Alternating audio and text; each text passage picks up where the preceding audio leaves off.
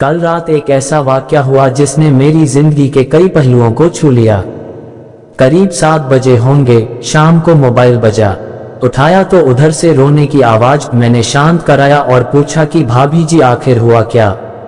उधर से आवाज आई, आप कहाँ हैं और कितनी देर में आ सकते हैं।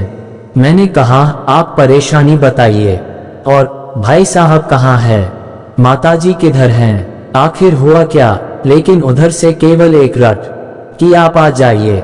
मैंने आश्वासन दिया कि कम से कम 1 घंटा लगेगा। जैसे तैसे पूरी घबराहट में पहुंचा। देखा तो भाई साहब, हमारे मित्र जो जज हैं, सामने बैठे हुए हैं। भाभी जी रोना चीखना कर रही हैं। 13 साल का बेटा भी परेशान है। 9 साल की बेटी भी कुछ नहीं कह पा रही है। मैंने भाई साहब से पूछा कि आखिर क्या बात है। भाई साहब कोई जवाब नहीं दे रहे थे।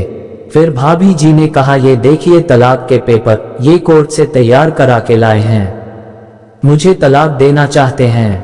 मैंने पूछा, ये कैसे हो सकता है, इतनी अच्छी फैमिली है, 2 बच्चे हैं, सब कुछ सेटल्ड है। प्रथम दृष्टि में मुझे लगा ये मजाक है, लेकिन मैंने बच्चों से पूछा, दादी किधर हैं। बच्चों ने बताया, पापा ने उन्हें 3 दिन पहले नोएडा के वृद्धाश्रम में शिफ्ट कर दिया है। मैंने घर के नौकर से कहा, मुझे और भाई साहब को चाय पिलाओ। कुछ देर में चाय आई। भाई साहब को बहुत कोशिशें की पिलाने की, लेकिन उन्होंने नहीं पिया और कुछ ही देर में वो एक मासूम बच्चे की तरह फूट फूट कर रोने लगे। बोले, मैंने 3 दिन से कुछ भी नहीं खाया है। मैं अपनी 61 साल की माँ को कुछ लोगों के हवाले करके आया हूँ।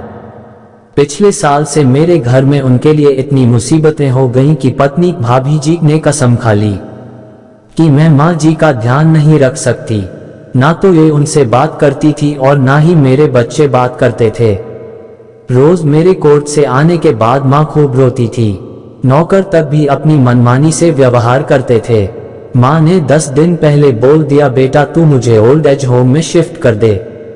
मैंने बहुत कोशिशें की पूरी फैमिली को समझाने की, लेकिन किसी ने माँ से सीधे मुंह बात नहीं की। जब मैं 2 साल का था तब पापा की मृत्यु हो गई थी।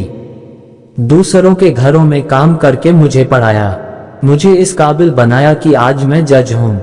लोग बताते हैं माँ कभी दूसरों के घरों में काम करते वक्त भी मुझे अकेला नहीं छोड़ती थी। उस माँ को मैं ओल्ड एज होम में शिफ्ट करके आया हूँ। पिछले 3 दिनों से मैं अपनी माँ के एक एक डैग को याद करके तड़प रहा हूँ, जो उसने केवल मेरे लिए उठाए। मुझे आज भी याद है जब मैं 12th की परीक्षा में अपीयर होने वाला था।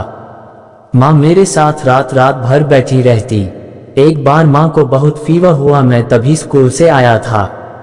उसका शरीर गर्म था, तप रहा था। मैंने कहा, माँ तुझे फीवर है। हंसते हुए बोली, अभी खाना बना रही थी इसलिए गर्म है।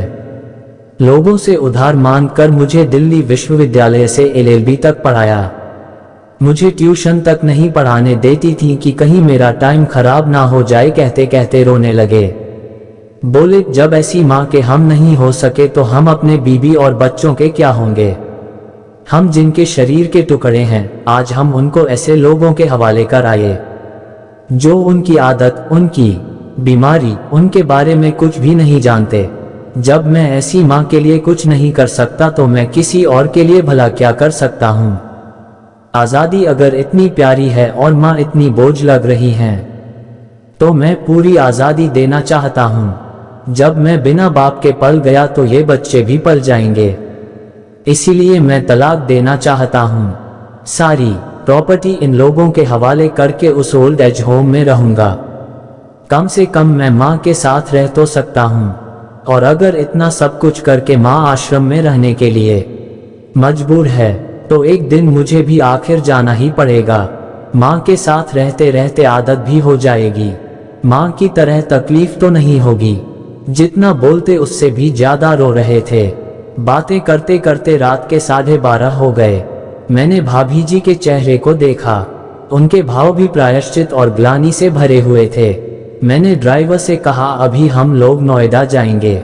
भाभी जी और बच्चे, हम सारे लोग नोएडा पहुंचे। बहुत ज्यादा रिक्वेस्ट करने पर गेट खुला। भाई साहब ने उस गेट कीपर के पैर पकड़ लिए। बोले, मेरी माँ है, मैं उसको लेने आया हूँ। चौकीदार ने कहा, क्या करते हो साहब? भाई साहब ने कहा, मैं जज हूँ। उस चौकीदार ने कहा, जहाँ सारे सबूत सामने हैं तब तो आप अपनी माँ के साथ न्याय नहीं कर पाए, औरों के साथ क्या न्याय करते होंगे साहब? इतना कहकर हम लोगों को वहीं रोककर वह अंदर चला गया। अंदर से एक महिला आई जो वार्डन थी। उसने बड़े कातर शब्दों में कहा, 2 बजे रात को आप लोग ले जाके कहीं मार दें तो मैं अपने ईश्वर को क्या जवाब दूंगी? मैंने सिस्टर से कहा, आप विश्वास करिए, ये लोग बहुत बड़े पश्चाताप में जी रहे हैं। अंत में किसी तरह उनके कमरे में ले गईं। कमरे में जो दृश्य था उसको कहने की स्थिति में मैं नहीं, केवल एक फोटो जिसमें पूरी फैमिली है और वो भी माँ जी के बगल में, जैसे किसी बच्चे को सुला रखा है। मुझे देखी तो उनको लगा कि बात ना खुल जाए, लेकिन जब मैंने कहा हम लोग आपको लेने आए हैं तो पूरी फैमिली एक दूसरे को पकड़कर रोने लगी। आसपास के कमरों में और भी बुजुर्ग थे, सब लोग जागकर बाहर तक ही आ गए। उनकी भी आंखें नम थीं। कुछ समय के बाद चलने की तैयारी हुई। पूरे आश्रम के लोग बाहर तक आए। किसी तरह हम लोग आश्रम के लोगों को छोड़ पाए। सब लोग इस आशा से देख रहे थे कि शायद उनको भी कोई लेने आए। रास्ते भर बच्चे और भाभी जी तो शांत रहे, लेकिन भाई साहब और माताजी एक दूसरे की भावनाओं को अपने पुराने रिश्ते पर बिठा रहे थे। घर आते आते करीब 3:55 हो गया। भाभी जी भी अपनी खुशी की चाबी कहाँ है ये समझ गई थी। मैं भी चल दिया, लेकिन रास्ते भर वो सारी बातें और दृश्य घूमते रहे। माँ केवल माँ है, उसको मरने से पहले ना मारें। माँ हमारी ताकत है, उसे बेसहारा ना होने दें। अगर वह कमजोर हो गई तो हमारी संस्कृति की रीढ़ कमजोर हो जाएगी। बिना रीढ़ का समाज कैसा होता है किसी से छुपा नहीं। लेकिन हमारी जननी को बेसहारा बेघर ना होने दें। अगर माँ की आंख से आंसू गिर गए तो ये कर्ज कई जन्मों तक रहेगा। यकीन मानना सब होगा तुम्हारे पास, पर सुकून नहीं होगा। सुकून सिर्फ माँ आंचल में होता है, उस आंचल को बिखरने मत देना।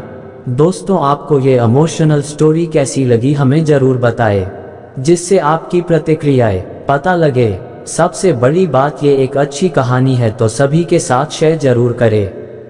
हम आपके लिए और भी ऐसी कहानियां लाते रहेंगे। आप हमारे चैनल को सब्सक्राइब करें। सुनने के लिए दिल से शुक्रिया।